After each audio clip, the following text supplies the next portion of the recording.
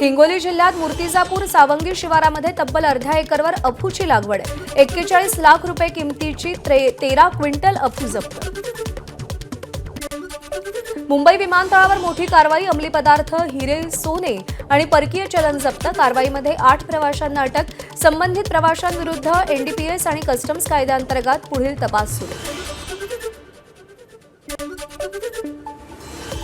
शिवजयंतीच्या मिरवणुकीत नाचण्याच्या कारणावरून 2 गटामध्ये वाद. बुलढाण्याच्या जळगाव जामोद तालुक्यातील पिंपळगाव काळे इथला प्रकार. पोलिसांकडून तात्काळ हस्तक्षेप करत परिस्थिती नियंत्रणात. जंगली रानडुकरांना पकडून त्यांची तस्करी करणाऱ्या 12 जणांच्या टोळीला अटक. भंडाऱ्याच्या तुमसर वनपरिक्षेत्र कार्यालयाच्या पथकाची कारवाई. धारधार शस्त्र, लाठ्याकाठ्या आणि रानडुक्कर पकडण्याचं साहित्यही जप्त.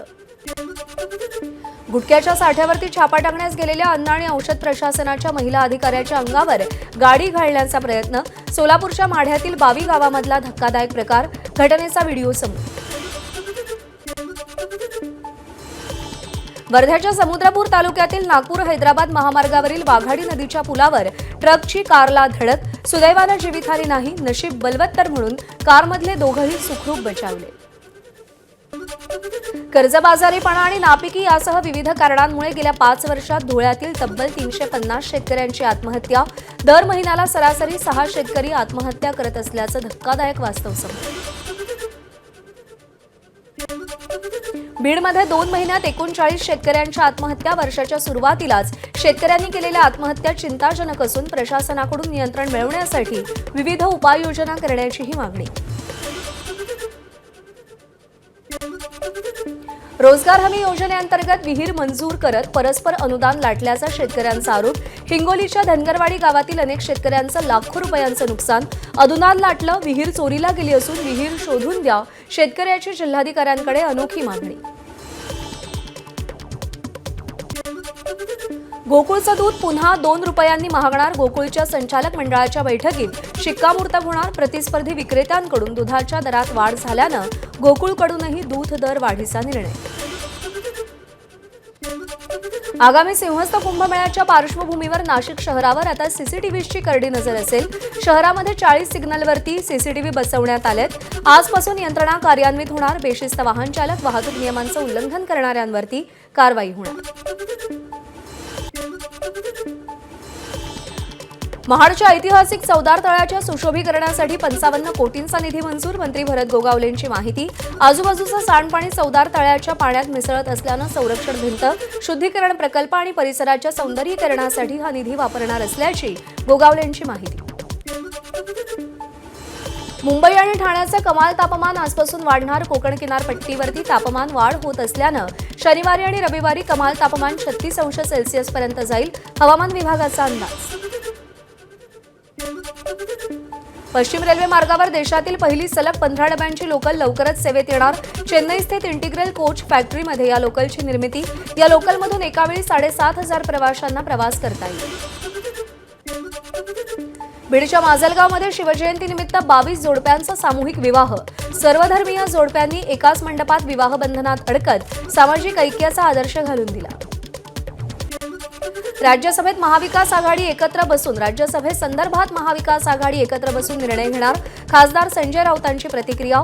तर काँग्रेसचा निर्णय दिल्लीतून होतो आणि शिवसेना राष्ट्रवादीचा निर्णय मुंबईतून होतो अशीही राऊतांची प्रतिक्रिया. शरद पवारांनी अनेकदा राज्यसभा आणि विधान परिषद निवडणुकीत काँग्रेसच्या उमेदवारांचा पराभव घडवून आणला. भाजप प्रवक्ते केशव उपाध्ये यांचं वक्तव्य. तर आता स्वतःसाठी काँग्रेसची मनधरणी करण्याची वेळ आल्याची, पवारांवर ही वेळ आल्याची उपाध्येंची टीका. काँग्रेस प्रदेशाध्यक्षांनी सपाचे आमदार रईस शेख यांना हाताशी धरून काँग्रेस पक्ष भाजपला विकला. भिवंडी काँग्रेस शहराध्यक्ष आणि माजी आमदार रशीद ताहिर यांचा गंभीर आरोप. या संदर्भात ताहिर यांनी राहुल गांधींनाही पत्र लिहिलंय. भिवंडीमध्ये महापौरपदासाठी आज निवडणूक. सेक्युलर फ्रंटमध्ये सहभागी होत काँग्रेससोबत गेलेले नारायण चौधरी महापौर होणार की विलास पाटील बाजी मारणार याकडे लक्ष. अन्न आणि औषध प्रशासन विभागातील लाचखोरीचं प्रकरण. मंत्री जिरवाळांचे खासगी आणि वादग्रस्त अधिकारी रामदास गाडे यांना अन्न आणि औषध प्रशासन विभागातून कार्यमुक्त करत त्यांच्या मूळ आस्थापनेत पाठवण्यात आले. सातारा जिल्हा परिषद निवडणुकीत त्रिशंकू परिस्थिती, मात्र तरीही जयकुमार गोरेंकडून भाजपचाच अध्यक्ष होणार असं वक्तव्य. त्यावर जयकुमार गोरे हे मोठे नेते आणि दिग्गज मंत्री, त्यांच्याबद्दल बोलताना भीती वाटते. मंत्री शंभूराज देसाई यांची खोचक टीका. आपण भाजपचा कार्यकर्ता असल्यानं जिल्हा परिषदेत माझ्या पक्षाचा अध्यक्ष व्हावा हे वाटणं साहजिक आहे. जयकुमार गोरेंचं शंभूराज देसाईंच्या टीकेला प्रत्युत्तर. कोणाला काय वाटतं हा ज्याचा त्याचा विषय असल्याचीही प्रतिक्रिया. धाराशिवमध्ये शिवसेनेचा सत्ता स्थापनेचा प्रस्ताव राष्ट्रवादीनं फेटाळला. आमिषाला थारा नाही, राष्ट्रवादी महायुतीसोबतच. राष्ट्रवादीचे जिल्हाध्यक्ष महेंद्र धरगुडे यांची भूमिका.